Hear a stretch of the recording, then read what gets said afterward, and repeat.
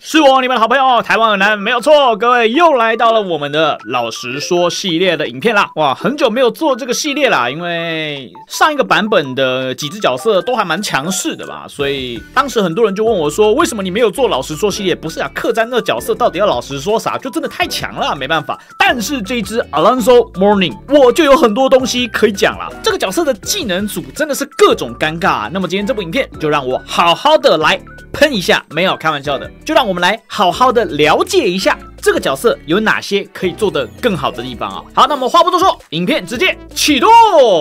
难开高了，爽就站起来啦！在正片开始之前，在此跟各位推荐一个玩全明星街球派对的最佳利器，那就是网易官方指定配合合作的木木模拟器。在手机的小萤幕上面玩起来不够爽，或者是玩久就开始发热掉帧，那么木木模拟器就会是你最好的解决方案。它也是目前最适合全明星街球派对的一个模拟器哦，它的反应速度都是有跟全明星街球派对这个游戏来做过优化的，这样一来你就不用怕踩不到干扰、盖不到锅啦。现在就立刻点击影片下方说明栏的连结来下载木木模拟器吧。好，首先我们先就它的进攻的部分来讲哦。我们都知道 Mourning 这个角色，它主要的进攻手段就3个，第一个就是冲进去做1点或2点的扣篮，第二个就这样持球的冲进去做1、2点的扣篮，那第三个就是突破完之后来接个中投，像这样子，这3个非常单纯的进攻手段。那你说好不好防守呢？一开始大家还不会守的时候，那真的就是在虐菜啊，没什么人会盖。但是过了一段时间之后，你发现大家都会盖了，所以这个角色很尴尬的地方就是什么？是大家都已经会盖他的1点或2点了，在他的脚下还没有这一层黄金精神被动的时候呢，你如果去直接灌篮，那就无异于送死啊！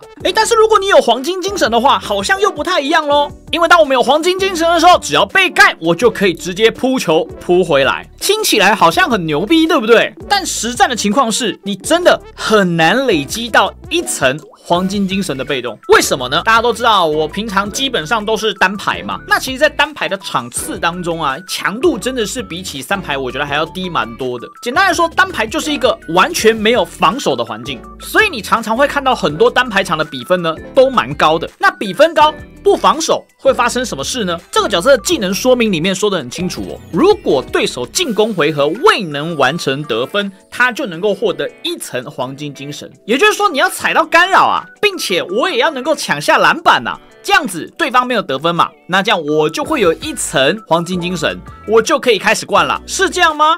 各位还不见得哦，因为你的队友他看到你脚下有1层黄金精神的时候，他不一定会把球传给你，他可能会选择怎么样？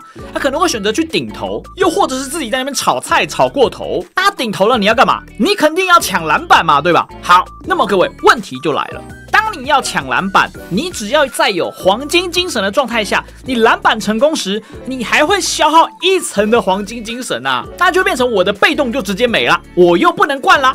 那你说，可是 Mourning 它不是有一个无穷战役，在每个防守回合都能自动恢复黄金精神吗？这个无穷战役呢，它必须要在你消耗3层黄金精神后，你进入防守回合才会被动触发哦。你要消耗3层，也就是说，你们这一队必须要能够守住对手3波进攻，而且都要你抢下篮板，攻守转换，你才有办法进入这个无穷战役的状态。好啦，那这边就问一个有趣的问题啦：如果我的队友跟我都有办法守住对面3波进攻，那我拿这支干嘛？我就算拿个布拉德米勒，我也能赢啊，对吧？所以这是这个角色很尴尬的地方。我认为这个无穷战役必须要改成消耗2层黄金精神之后，就能够进入这个无穷战役的状态，才是比较合理的强度。好，就算你真的很屌好了，你可以真的把每一球都扑下来，你真的进入了这个无穷战役的状态，但是这个角色基本上你只要再上去遇到会冒的大班，那也是没得打，1、2点直接给你屌拆。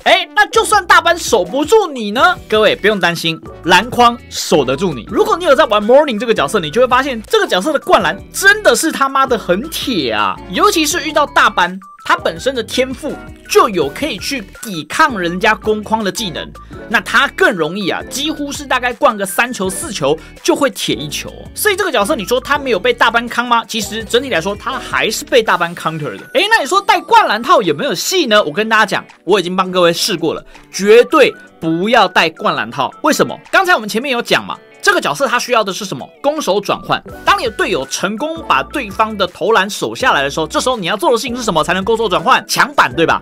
可是如果你戴灌篮套，请问你要怎么跟对面抢板？所以这时候你是不是必须要戴篮板套？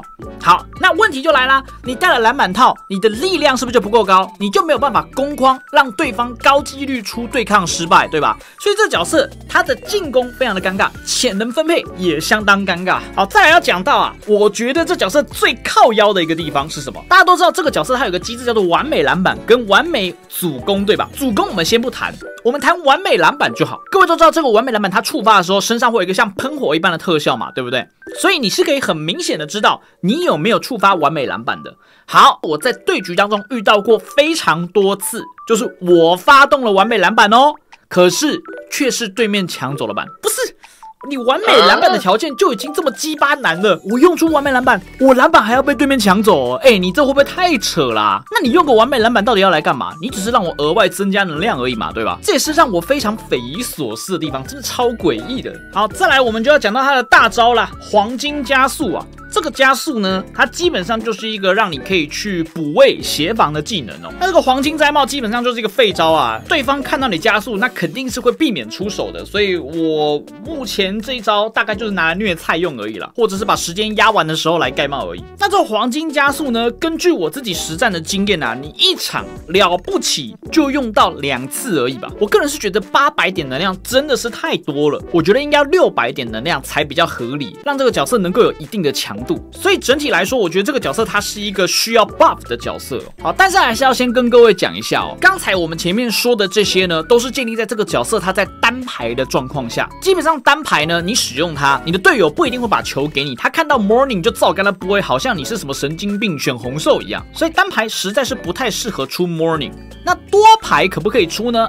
这只角色多排还真的是会稍微好一点点的。可是大家要知道，多排的时候，你很有可能遇到的对手都是高端局的对手。那遇到高端局的对手，基本上那些人哦，都是在背锅点的。这角色基本是没得去灌，这角色基本是没得灌的。所以他的定位很尴尬的地方是在于，他打单排也不行，打多排上一点强度他就打不了。讲难听一点，就是一个高不成低不就的角色，我觉得急需加强啊。对于一个名人堂中锋，我觉得这样的强度实在是有待加强。当然不能只是一昧的讲他坏的地方，也要讲他好的地方哦。刚才前面我们有说到，他是一个非常需要攻守转换的角色，对吧？所以呢，他跟哪一些角色搭起来特别爽呢？第一个，那绝对就是我们的小卡啦。小卡搭起来是真的爽啊！我们小卡只要来一个超节，那就是直接来一个被动，也不用去抢篮板。所以如果你在单排，你的队友有小卡，而且他是会玩的，那我觉得你出 morning 是可以相当舒服的。那除了小卡之外呢，还有另外一个，也就是基德。基德一样也是拥有超节大招的。那我觉得这个角色也是很好让你去拿被动的。那刚才我们前面有讲到嘛，三排虽然这个角色很难灌，但单排呢，我觉得他有被动的情况下灌起来还是挺舒服的。那我相信今天这部影片出的时间呢还不算太晚，